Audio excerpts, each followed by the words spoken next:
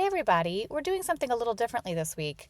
For those of you who don't know, in my other life, I run the training and education program for a new digital mental health company called Lumate Health. Check it out.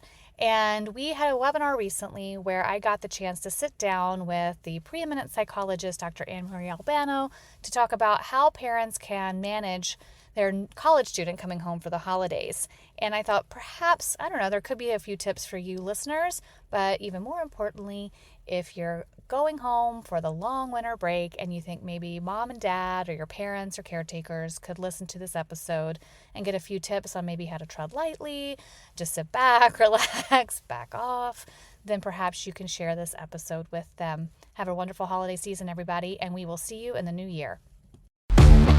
I'm Dr. Sarah Olivo. And I'm Dr. Liz Seidler, and you're listening to College is Fine, Everything's Fine.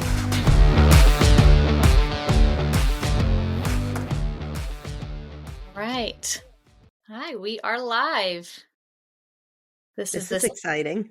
I know, our second, I can't say inaugural anymore, right? It's our second webinar from Lumate Academy, and I'm excited to be joined again by Godmama Anne-Marie to talk with families of college freshmen, most likely. We might have a few boarding school parents on here, or maybe some people who doing it round two with their sophomores and want to see a different way to do it. But you have seen, I don't know how many families and work with so many young adults and parents of young adults through these transitions. So I'm actually excited to hear, as a future mom of college students, some of the words directly from your mouth. Well, thank you. Yeah, this is the space I love to be in, and that is with parents and the emerging adult. And just for a little background, as Sarah knows, I'm Anne-Marie Albano, and I'm a clinical psychologist and have been working my entire career with kids. And actually, when we go back to the 1980s, I used to work with young children and get on the floor and play. And it's really nice now at this time that I've been working more over the last 20 years with adolescents and young adults who sit in chairs and talk to me for therapy and such. But what's important really is the research that we've been doing and the work that we've done clinically has been around developmentally. What is it like to grow up? I mean, we've all been through growing up, but really, what is it like to grow up? What do our bodies and our minds go through in developing typically along the way? What do we need to learn, and what happens to us as we're engaging in the world? And then what are the challenges that happen to us? And mind you, as we're developing, and I'm referring to the young adults and teenagers now, the parents and the families are developing along with them. So Sarah, that's why we're here, right? We're going to talk about really this particular developmental stage, which is the emerging adult who goes off to college, and the challenge of coming home for extended periods of time over these 4+ years. Sound okay? And one story, yeah, it sounds great. And someone said it to me beautifully once, where she said, it's sort of like I'm becoming less of a manager and more of a consultant. And that can be hard for some people to try to navigate that role. And I think it becomes more and more of that consultant role, maybe consulted less than even in the early teen years. So I want to also mention to our audience, we're going to have some basic information for you. Anyone listening or who has registered for this webinar will get access to some of the points we're talking about in a handout later. We just want you to be able to know that will come to you. Don't feel like you have to take a lot of notes. We also have a chat function, so I will be monitoring the chat. And as we go, we will certainly leave time at the end to answer a multitude of questions. We will also be happy to, if it feels timely, or if you have a question we really want to make sure we get to, we'll answer it in the between time. So we'll try to make this as conversational as possible. But we also want to make sure you leave here with some concrete tips. Great. Yep. So, just to put everything in a frame, you've been through it with your kids as you've been seeing them grow from toddlers into elementary school and into high school. This is another challenge now, because, when we think about it as parents, we have our kids, and what is really critical is that from very early on, we are helping them to develop into a healthy minded, independent young adults who take responsibility and own the things that are going on, in their life, manage stress and manage whatever's thrown at them. They seek advice. We want them to seek advice. We absolutely want them coming to us, and so that we can help them where we can. But really, it's about them developing into what will be independent beings. And of course, freshman year, they're going off for the first time. This is the most important decision they've made in their lives, is joining with you to say, yes, this particular college is for me and I'm going for it. So we have to bear in mind a few things. When we think about the developmental milestones of a young child, you're talking toddling, talking, potty training. We know what those are. The developmental milestones now for your emerging adult who's a college student are that, number one, they fall in the realm of independence, that they more and more are becoming independent in managing their emotions and their reactions to things that go on. The good things as well as the challenging things, the sad things, the frustrating things. They're managing those in the moment. And they may seek advice, that's fine. And they may seek comfort from you too, absolutely. But they've got to be the ones to problem solve, to manage their emotions when things are happening and problem solve. They're also managing and being independent on taking care of things from their hygiene and self-care. They're seeking medical advice and medical appointments at school when they need to. They're taking care of all their responsibilities of getting to class or deciding not to go to class. This is on them now. You're no longer waking them up. You're no longer driving them in. You're no longer calling teachers for them. They've got to manage all this stuff. So behavioral independence is important too. So this is key. Emotional and behavioral independence. These are key tasks. And the further they get on this, the more they're becoming bona fide adults, let's say. A second thing that they are wrestling with, a developmental task, is that of identity. And while in the news and, in the political sphere is talking about gender identity and sexual identity, these certainly are things that they will be struggling with and working with, some of them. And hopefully they seek help as needed for talking through things. But it's also independence, or in terms of understanding their identity as to who they are as a citizen, as a member of that college, as a dorm mate, their identity as a person entering the world without parents around them walking them into a religious worship house, walking them up to a classroom, telling them what to do and where to go and how to identify themselves in some way as within a family. They're still in your family, they're still with you, but they're becoming independent as to who am I and defining themselves. So you're going to hear when they come home a lot of things that are probably a little different because they're absorbing and taking in and questioning ideas and things that professors and peers and other people are talking about. And they're going to talk to you about them. And it may relate to identity as I'm a Democrat, I'm a Republican, I'm an independent, I'm a traveler, I'm a homebody, various things like this as they're identifying for themselves who they are. And these they're going to work through over the next 5 or so years. Then comes responsibility. Well, jump in. Oh, I'm sorry.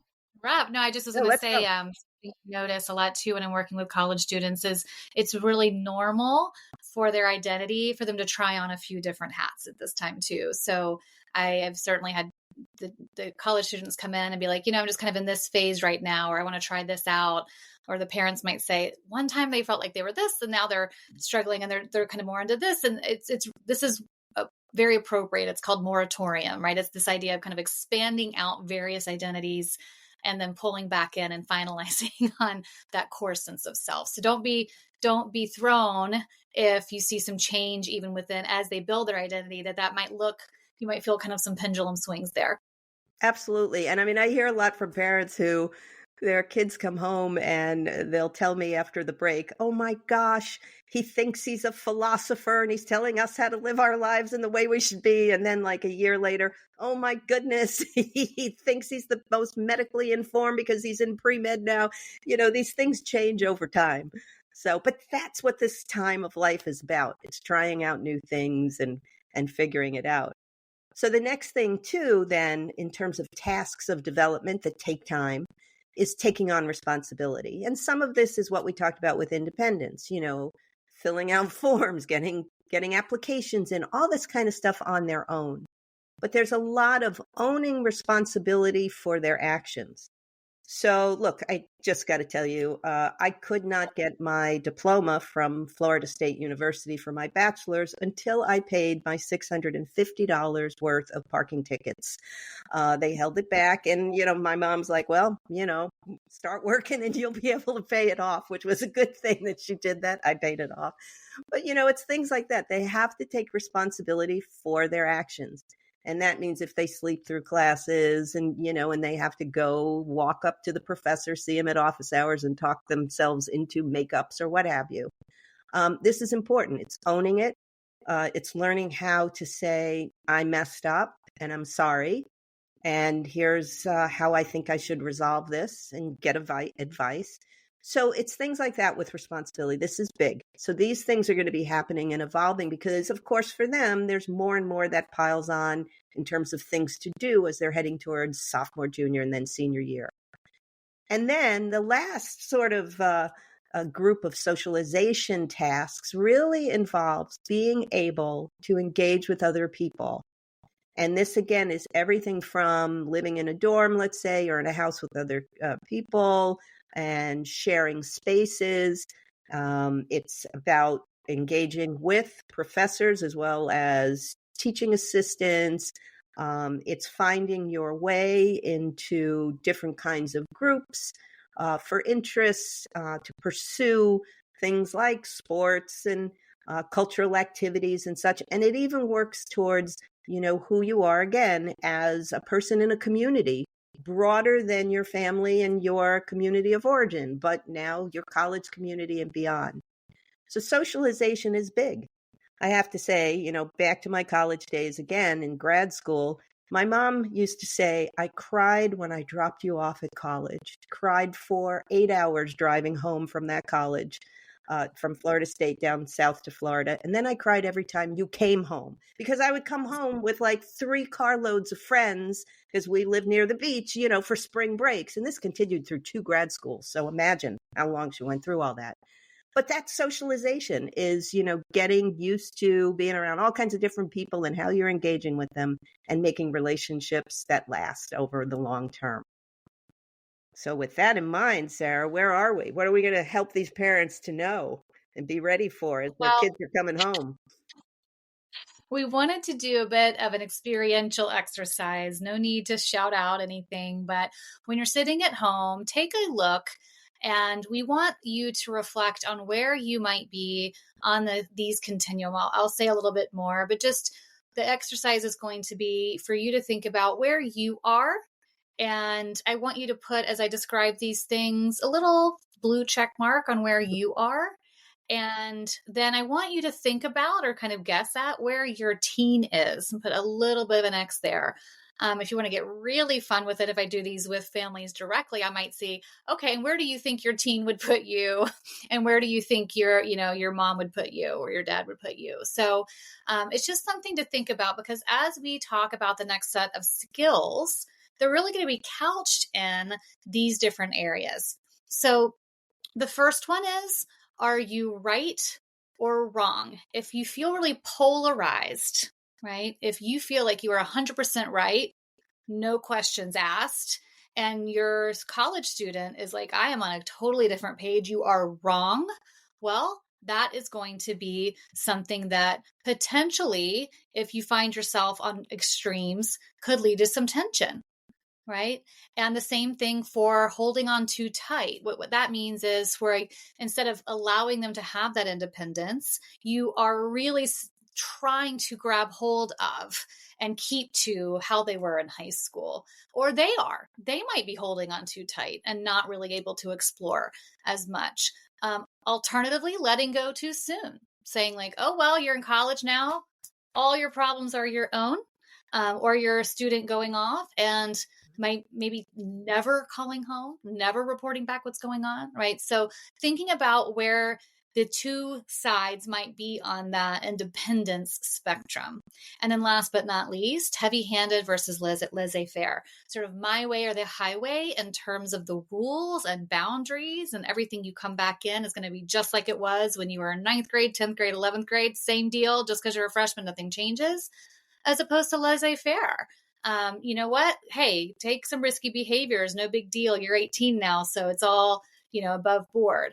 And you might find alternatively that if your child, your college student is engaging in, a lot of certainly more risky behaviors according to you, and you're feeling like, oh, I need to set some boundaries. What we see is the wider the gap between these two differences on the continuum is going to be more likely where you're going to see the conflict rise up, or where you're going to see the misinformation rise up, or just sort of two ships passing in the night. You cannot agree. And the point is not to say here that there is a right or a wrong, or that one person's on the right side or the wrong side of the continuum. For instance, one way to say the top continuum is, would you rather be right, or would you rather be effective in how you're communicating with your child? Same goes for them, by the way. If I were talking to a group of college students, I'd be saying the same thing. Would you rather be right about your perspective, or would you rather be able to communicate with your parents about why you feel this way? All right. So we don't want to stay so stubborn in our side that we aren't effective in trying to figure out something that can work for both parties. For holding on too tight versus letting go too soon, we're going to talk you through ways to know about some typical teen and college student behaviors and young adult behaviors around this time, so that you can know where to support their independence, but also where to still make sure that you're checking in and there's some safety net for them there.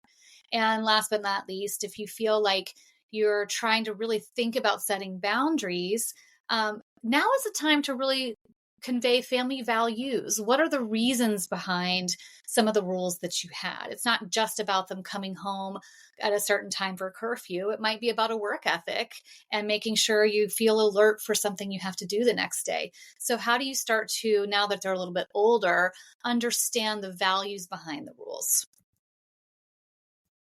This is very good, because the thing that we have to bear in mind, and this didn't hit home, I don't think, for many parents as sharply as it did during the pandemic, is that your kids have gone off to school and they really have tasted independence. And independence just in when they go to bed, when they wake up, what they choose to do with their time. It's really on them when they're at school. And, so then they're coming home, and then in the typical college year, they come home for these holidays and maybe over the summer in their brief stays. What happened during, of course, the pandemic is when especially sophomores and beyond came home, and they've had much more experience with being independent in many ways. It really clashed with the parents who, when the kids had their way of doing things, the parents needing them to do it a different way because that's how it fit for the house, for their work schedules and what have you. It was a big clash if they didn't get to talk about this. And in a lot of ways, some of this had to do, too, with going out and doing things. And now, mind you, everybody was home during the pandemic, but we just talk about in general, if they're used to being out and nighttime is their party time, and they do sleep in late on weekends or what have you, seeing that right under your eyes for the first time is tough, very tough. If you're, really still knowing your child, knowing how they could get dysregulated or what have you, they need sleep. It's hard to watch that. So this isn't to say hands off, but it's how to approach and work with your college student for what might be very different for both of you in being back in the same house at the same time. And a big thing here is for you to, when they come home and settle in, this is after the hugs and, all the excitement of their home and and everyone's getting together and such, but find the time to say, hey, let's talk. Tell me about how things are going and find out about them. But we have a certain way of doing that. It's to listen and respond when you hear things in a way that doesn't sound like you're judging. Because if you do judge them, like you do what? What do you mean? And if you're doing things like that, then of course, and it may be shocking things to you, in some way, what'll happen is you can shut them down and then they don't come to you and you don't find out about things going on. So do I you want want to to just talk about quickly some of say, this? Yeah. yeah, I was gonna I was just gonna jump in. I made this slide, but what I might actually add is listen to one another without expressing judgment. It's going to be oftentimes really hard not to have judgments. We all have judgments. It's sort of impossible to hold them back. So really, if I had a little asterisk, I might say without expressing judgment, because that's the part where you might have to bite your tongue, not forever, right? But in that moment, your kid is going to be very attentive to how you're reacting. They're looking for facial expressions, especially if Yeah. it's some new content. So The I think facial it's just about sort expressions of are sitting big. there and I've talked with, a group of families before where the mom is, not necessarily saying anything, but you could just see it in her face, just her disappointment and even some head shaking. I'm not even sure she was aware she was doing it. So I think it's something where just being aware that they really do care ultimately. If you have some significant judgment, they're not going to tell you that. But the more you're able to just sort of sit and hold it, the more your information you're going to get. So again, that's being effective there. In terms of a beginner's mindset, so often, and Anne-Marie, you were the one that really pointed this out to me, just the importance of checking in on what your expectations are of the visit. And it doesn't mean that you are an eternal optimist and that you think it's going to all go beautifully, but you might be kind of expecting and exciting for some great reunion and just going to sit and kind of cuddle up and hear everything. Alternatively, you might be expecting a great independent child and they come back, or I should say student, young adult, and they come back and they're maybe a bit more clingy than you had expected, so we can always be surprised. I think that knowing and being aware of what your expectations are, then trying to have and act on a beginner's mindset about how the visit will go. And it's hard to really fully embrace that oftentimes because we're going to have hopes and excitement. But the idea is just to, when you do, just say, okay, I'm just going to go into this with almost like a blank slate. And if you think about it, this is a blank slate. If you have a freshman, they've never been home yet for Christmas. So the holiday winter break. So I think this is a time where you can actually try to say, this is truly a new experience. I'm a beginner at what it's like to have them home for a couple of weeks after they've experienced sort of life on their own, and try to have that in mind. But Anne-Marie, I will let you talk about your sort of 1, 2, 3, 4, 5 step strategy when they do get home. Okay. Do we have those spelled out as number one? Which one? The You state see, strategy? well, you said this to me. I put your words in there. Hug, Okay. hug, listen, pause. Ask and act. We were Okay. discussing this. You're like, first hug, then Well, you're listen, not and putting then it pause. into what I didn't think of it in those steps, but in that sense. But yes, this is a big thing. Look, Yeah. you welcome them home. Everybody's got a hug. And then, just let them emote, let them talk, now, let me just say, there are lots of kids who come home, and I've heard this time and time again. They come home, drop their laundry off, and they run out to see their friends from high school. And, that happens. And there are sometimes, feelings of disappointment and sadness on the part of parents and younger siblings who might be at home. So it is something to think about, and you can bring that up, and you should bring that up. Hey, we would like to have some time for us all together as a family, so we'll get to that. The next thing, though, is listen to them. What are they saying? And here's where I want parents to tune into two things. One is, in listening, you will get those kids who are like telling you just everything. This is exciting, that is exciting, this was frustrating, the roommate this, the professor's that, and they're just like dropping it all over the place.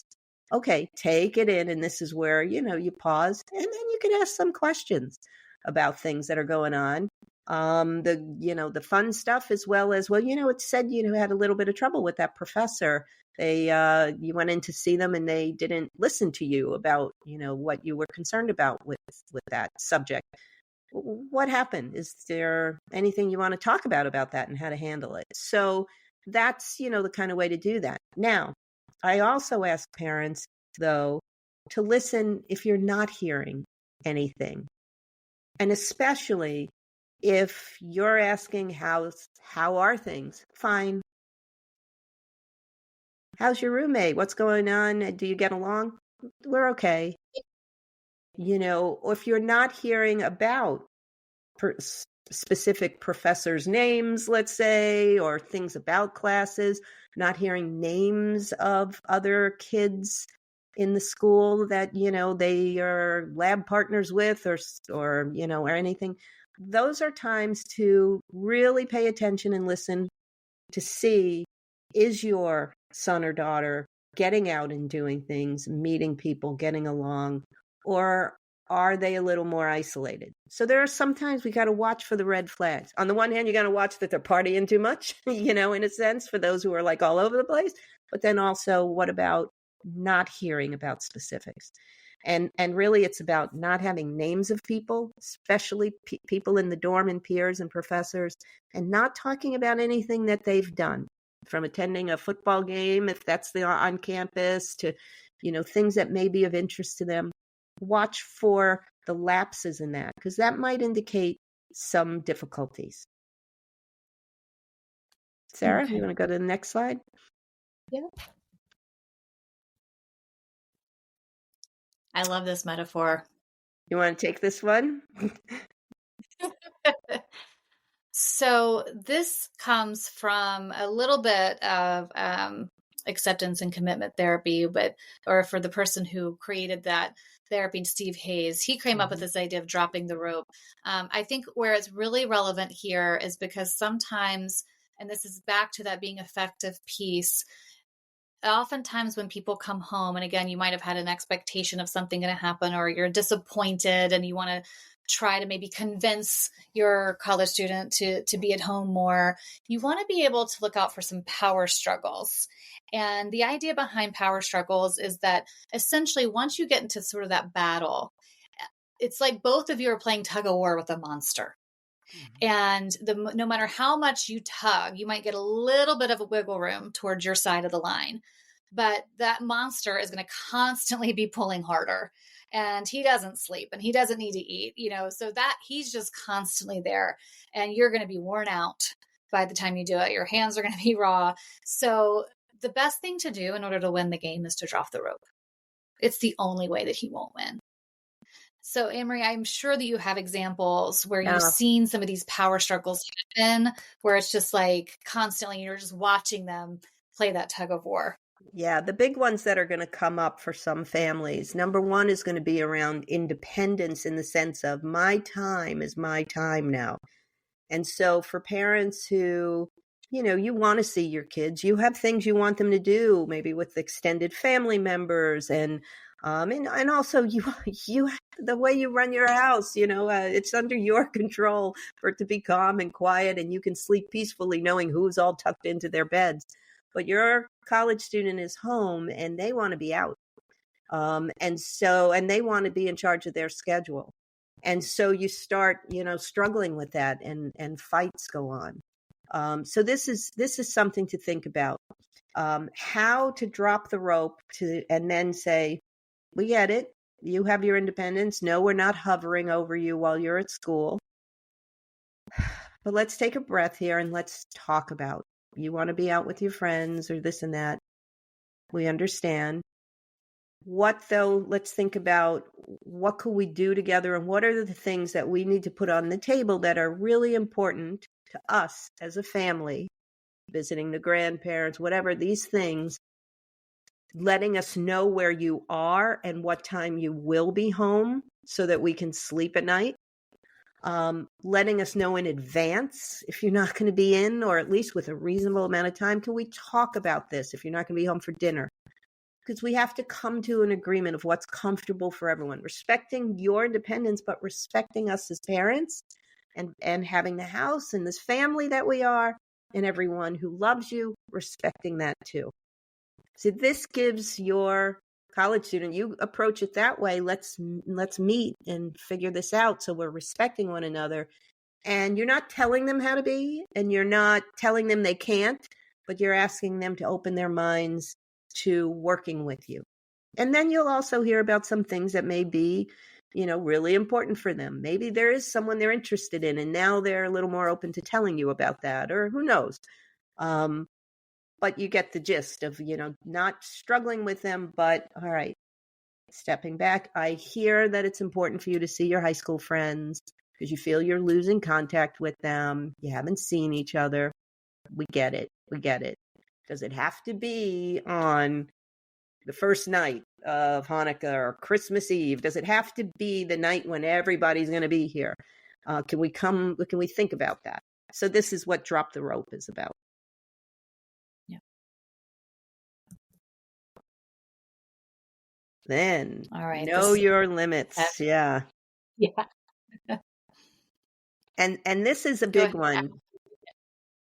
Well, this is a big one. And this is one where a lot of times I see the conflict coming in with kids who have had and who have taken more freedom and decision making for themselves in things like their sexual behavior. And, those who, depending on the age and what have you, their party behavior, there's things like that may fly in the face of what your family rules are. I even see the conflict here with those kids who have gone off to school. And mind you, I've had kids who have gone to Notre Dame, as well as Brandeis, who come home and they've gone off with certain religious training and background, and they come home and they don't want to practice right now for various reasons. So these are the things that are like, wow, what's our family values, our family rules, and what is different? That's you're coming home now and wanting to do something very different from what we believe in or we're used to, or we're comfortable with in this house. And so you have to talk with them about, okay, look, this is where we're at when it comes to this issue. Let's talk about some limits that are important for us so that we're comfortable and your younger siblings, are comfortable, and what's important to you that, when you're off, you do your own thing, but you're home. How to make this work. Now, this could be that there is a relationship that is, in town, or they want to go visit someone they're having a romantic relationship with, how to make that work so that they're not hiding things from you and they feel you're respecting them as they're growing into being, independent relationship adults. But it's not in your face if it's not something that you want someone sleeping over or in their room or whatever. You've got to really talk about how to work with that. Do they go off to that, to their partner's home for a couple of days and it's, they're out of your house, or how's it going to work? Do they come and they agree they're staying in separate rooms and not sneaking in the middle of the night and that kind of thing? So you got to negotiate these things with them. And define consequences for what might be out of bounds for you, coming home drunk or various things like that. What does that mean to you, and how do you want to handle it? You got to let them know. And it's, again, why you're doing this is because it's not acceptable to you, and also you're worried about their safety. In some ways, there's going to be things that they will suffer the consequences of, from hangovers to missing class because of things like that. And they've got to learn from some of these things.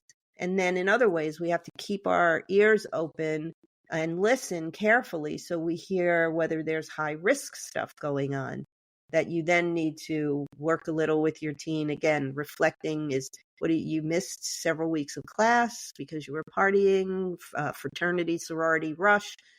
How's that going? What did that mean to you? What happened with that? How'd you handle that? To help them understand the consequences. If they fell behind, if they wound up failing a class, whatever it might be, what are you going to do about that? How are you going to make that up? So talking about that. And I've worked with parents who have had to set limits on, for example, the kids having to take classes that make up in the summertime at a community college, as opposed to extending the amount of time they would be at a higher priced university to, have an extra semester, or go to the university and have dorm fees and stuff during the summer. All right. So these are all things you have to talk about, accepting consequences of their actions. But you got to get them to brainstorm with you what this might be, and then negotiate and agree on for any kind of consequences, what you're willing to do and what their responsibility will be. I think that you talk about this a lot, and I reflect on it a lot, this idea that this is really mirroring something they're going to have to learn anyway. I think it can be hard as a parent when you sometimes have the ability to rescue them, but that runs out over time. And then we've seen what happens when people don't have that skill set. So the same way that you were with them and taught them how to drive and they didn't drive beautifully right away, I think it's similar here. Teach them how to make a mistake and to learn from that mistake and suffer the consequences, but also figure out how they might want to do it differently the next time. And I know that a big part of your work has been trying to go back, wishing you could go back in time, or families wishing they could go back in time and letting their kids struggle a little more so that they could be ready for the big leagues. So this is the minors. They're going to play in the big leagues one day. And you can still help coach them through that, even if feels like a failure at the time. Yeah. And look, we always want to protect our kids from harm. So, again, big ticket items. If your kid is drinking too much, is engaging in substance use, too much, and you're worried about that, you've got to really sit and have a serious talk. But if they've been partying, if they've slept through classes, if the professors are like, you're on academic probation because you didn't get your work in, they have to solve that. You can problem solve with them how to do it, but if you rescue them, it sets them up to be wanting to be rescued again and again. And, and I'm coming at this from having the experiences of having every letter in the alphabet on my college transcript. I was not a straight A student. It took me a while to figure it all out. And it's important that, they do figure it out. I always say, failing classes or, having to retake classes is not the end of the world. And don't treat things like that as catastrophic. They are big learning experiences, and also help the kids to think through, is this class, this subject, is this right for me? What do I need to do? Is that group and parties and this and that right for me? Is it time for me to slow down and step out of the fraternity, let's say?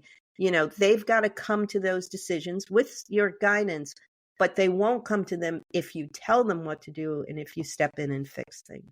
That just leads to conflict and also de-skilling your kid. They won't develop the problem solving and the social consciousness skills and social skills that they need to manage difficult situations. I can actually speak from the opposite side of the spectrum, which is I was saved quite a lot growing up. And I can tell you as an adult, there have been plenty of times where I look back and think, I really wish I had learned this lesson earlier in life. So not only am I an owner, I'm also a client of this particular issue. So take me as an example. I promise you they will feel the benefits of this if you put in the hard work now. I think we both wound up okay finally, though. Thank goodness. I think. I'm not sure. That's true.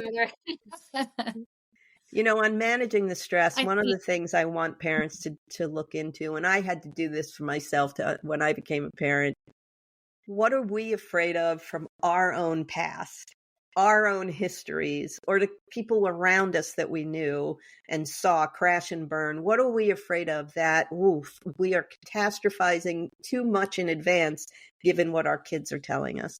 So that's one thing, to monitor that might be yours. And I've worked with a lot of parents who had gotten, like me, into situations with too much partying or what have you, that, put you in scary situations at times. Listen to your kids, listen to how they're handling things, because they may well be handling things well, while they're still seeing friends and out there. They may be the ones who are the designated drivers, or you might hear that they actually leave things early and, they're managing okay. But, so let's try not to transfer our own histories and fears and stuff onto them. But there are other things that we can do. And Sarah, I'll let you talk about a lot of these, because these come from a lot of the DBT world too. Oh yeah. Well, listen, even though I don't have a child in college, It's going to happen I soon, and want to it tell happens faster than you think. I know. Believe me, like I said, I'm taking notes from you as I'm talking to you. But, um, I, you know, we have experienced these stressful moments ourselves, even though we can talk the talk. I can share a story of, this was when I was living in Brooklyn, and I had a toddler, who like 3 or 4, and he, going up those hills and Park Slope, and he wouldn't get in his stroller. And so at some point I just had him in like a death grip, kind of in his, like, right on his groin area, just like crushing that, just like in a full body, just pushing him in and trying to get all the different stroller parts to just strap him in. And he has a snack, and he's literally waving it like, a helicopter, and is flying everywhere. And guess who walks right by me? Is a parent that I had been doing some parent behavior management training with. Perfect. So my point is, these are things that not only do we talk about, but have to practice ourselves. And I think that one of the things that I find to be really helpful, I am not necessarily somebody who has a meditation practice. I don't have the discipline. I feel like I'm constantly really busy. The beautiful thing about this is, first of all, if you can do that, that's wonderful. I mean, tons of research backs that up, to set aside some time to be reflective and go internal. But we know that being able to do this and sort of sprinkle it throughout the day is equally as helpful. Big chunks of managing your stress and kind of regulating your emotions are just as good as sort of sprinkling them in smaller pieces. So if you can't do sort of some big stress reduction strategy, take heart.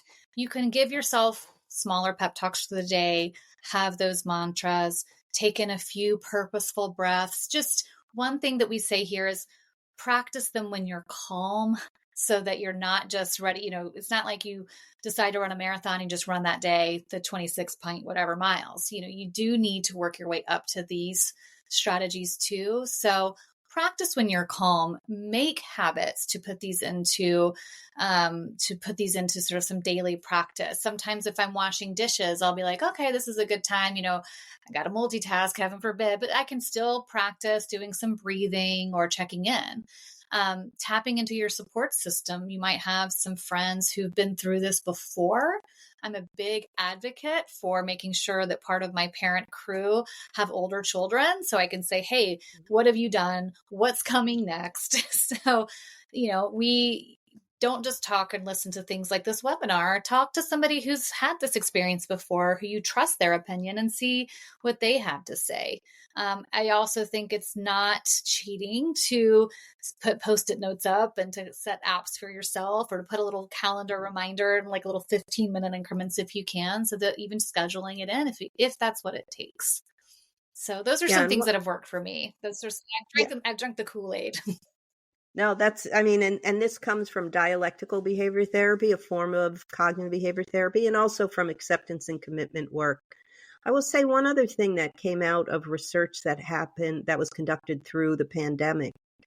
And this was something that we thought to be a helpful stress relief, but really proved to be: get outside each day, even if it is for 10 minutes. And even if you are living in in the way up north and it's dark early, what have you, it's okay. Get outside and take a 5-10 minute walk around the block or to a park. What was shown is families who got out during the pandemic and went to a green space, a park, out on their lawn or something, were able to walk around a neighborhood that, has grass and trees.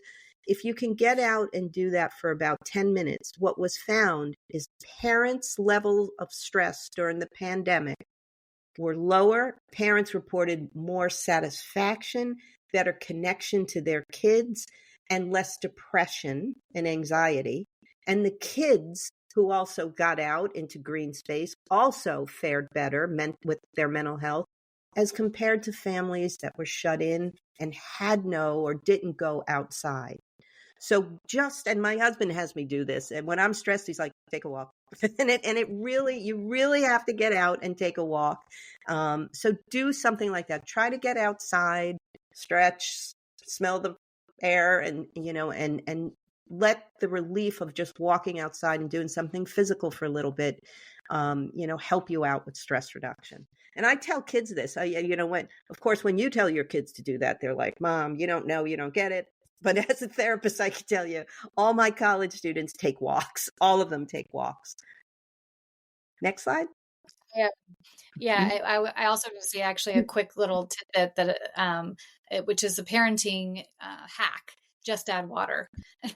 So if you're struggling or if they're struggling, take a drink of water, splash some water on your face. If it's summer, dip your toes in a pool if you have it. Or, I do think that, and part of the reason I think that works is because when we talk about self-soothing, the idea around soothing yourself really is about how you pay attention to each of your senses and giving them some time. So if you just add water, you're experiencing the cold of the water, you're tasting the water, it's going down into your system. You can kind of feel it physically that way.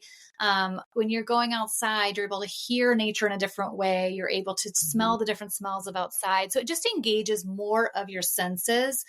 So I just wanted to say, I think that's why some of these things work, is because ultimately our body can be soothed when we're paying attention to it from a multisensory perspective. So having a different strategy for each of your senses can be really helpful. All right. True. So we do have some time for questions here. Emery, nothing has popped up in the chat, although why don't we spend a couple of minutes? I would love to hear from anyone who's listening, even if it's a comment. It could be that we've missed something. What are some things that have worked that you think could be helpful to our guests? But we'll give you a few minutes and we'll see if we have any questions pop up that we can help you with. While we're waiting, let me say this. I'll also tell you all about a few things. I run groups for college-age students who have had difficulties, and they're either on medical leave or some of them come like during the holidays and summers because of a lot of anxiety they have. And one of the big things about the holidays is all of our college age groups, all of the youth talk about the holidays as being stressful because of the questions. What questions? So, you have a girlfriend? What are you going to do with your life? Hey, you know your cousin over there? Wow, well, he is on Wall Street. He's making money hand over fist. What about you?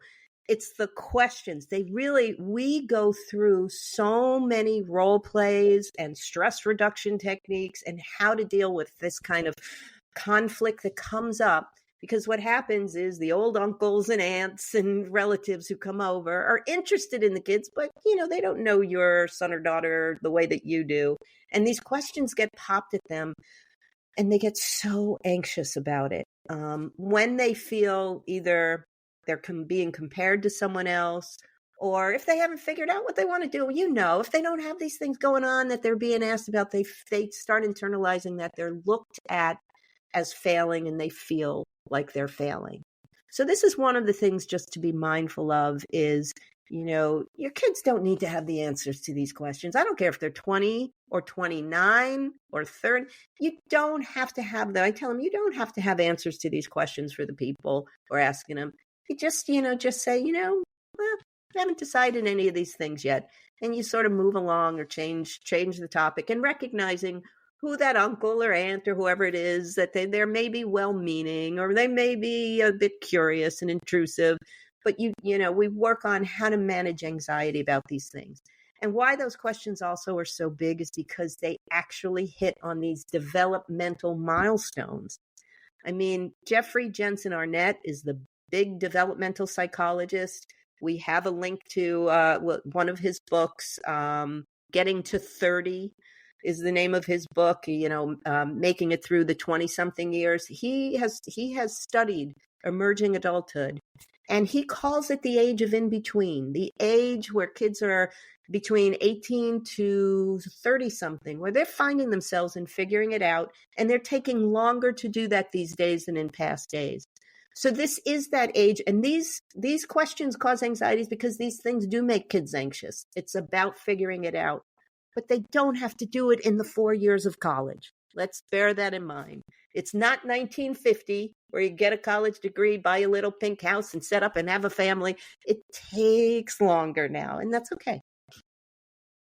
No questions yet, but I might throw one at you because in my work with dialectical behavior therapy, there's actually a list that they have for teenagers that says typical. Doesn't mean we love them, but it's typical to experiment with drinking and drugs. Again, not to say we'll let them get away with it. But sometimes parents panic when that happens. And if you see it as, okay, these things are normal for these kids to try, but we also want to make sure that we help them set boundaries and let them know that it's no bueno, right? I don't know if there's a similar list for college. If there's one, I don't know of it, but I can guess that in your experience, you've seen or understand a pretty typical range of what parents might see that could feel a little scary or feel out of their sense, out of the comfort zone, but is also normal for the age. Yeah, well, this is in terms of behavior or moodiness. Well, we do know that experimentation is normal for the age. Experimentation, again, with freedoms, and with things that have been adult-like then. So for drinking, it's normal to experiment with drinking to some extent. Marijuana, with that, and especially in places where it is decriminalized, legalized, and it's all around them. The question always for any parent is, are you noticing a change, a real change in personality? Anger, irritability, withdrawing, and not talking to you about anything? Are you finding, and this is a critical time of year, the holidays, are you finding your kid is not talking about college at all, not sharing how they did when you ask them, well, how'd you do this semester? Did it go okay in your classes? And you hear nothing. But what happens is come early January, they're not getting ready to go back to school because they actually are on probation and they can't come back. Hopefully you'll hear if that's the case before, but I've had families where it came down to the last day, and that's when they found out that their college student was asked to take a leave. So these are the things you got to be worried about. And this is why I say, if you don't hear specifics about people, names of friends or peers, other students and stuff, it's like, what's going on? So typical is to have some, not wanting to share everything. Typical is, they've been out and done things. Typical is that they're talking some about school, maybe not everything that's going on. But it's the out of range. Is it the out of range? Change, like I said, in mood and personality, and really, being sullen, not sharing anything, and finding out then that, wow, they had a tough time. All right. And that's where, you have to have the hard conversation about, okay, we want to help. So let's talk about what your needs are and what we need to do. And, I've worked with a lot of families to get a leave of absence letter done by a mental health professional or your family physician, and then help you and your child to get some therapy around whatever the issue might have been. There are some kids, Sarah, as you know, as a psychologist, we find they've made it through high school with a subtle learning disability that was not uncovered until they go to college. And college is much more demanding than high school. And then all of a sudden they're not able to handle certain classes or what have you. And they come home with some failures. And we get a neuropsychological evaluation and find there was a certain kind of learning issue that was never addressed. Okay, get a leave of absence and get into a cognitive remediation or some kind of program that remediates them, and they go back to school with some accommodations. So there's, again, There doesn't have to be a catastrophic end to this, and it doesn't mean you don't go back to school if that's what's in your plan and what your desire is, but it means addressing problems that might be there.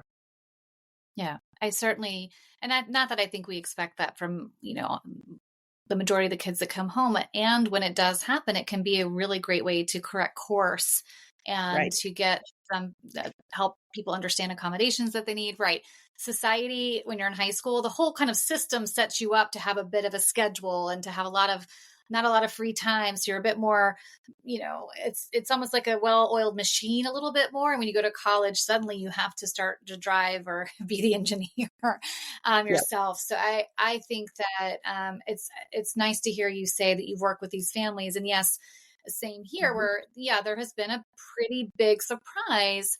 Again, not saying that that's the point of this talk. We're talking about more normative stuff. But if that does happen to you, then that also is grounds for a beginner's mind. Where can we start to see our student from the ground up and get Mhm. them right, back on a path? Maybe not the one we thought it was going to be. And sometimes it is. Sometimes it's just a quick, you go off the ramp, you get back on. So You know, I love that I get to just talk to you about this stuff for free.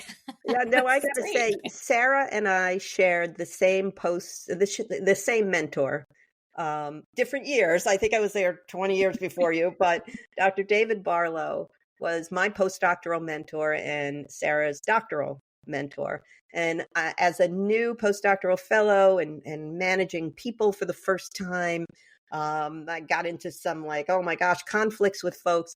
And I'll never forget, Dave called me in. And of course, people were like, oh, Damerly's in trouble with Dave. And, went in and sat down, and he was so wonderful. He's like, Emery, tell me what's happened. Tell me how you're doing. What's going on? What stresses you out? Let me tell you what I heard. And it was so wonderful. And he looked at me and he said, all right, let's make some mid-course corrections. What do you think you could do? And I have used that phrase, let's make some mid-course corrections. That's what you're doing. You're not erasing the life. You're not starting from scratch. So you learn from something here, and you're charting a little bit of a different course in some way to remediate or deal with things. I'm so grateful for that, because that really resonates for all the families that, yep, that's where we're at. Your kid is still your kid. They're great kids. We just got to, right the ship a little bit onto a course. And in our second webinar, we'll get Anne-Marie to dish all the things she did to get there.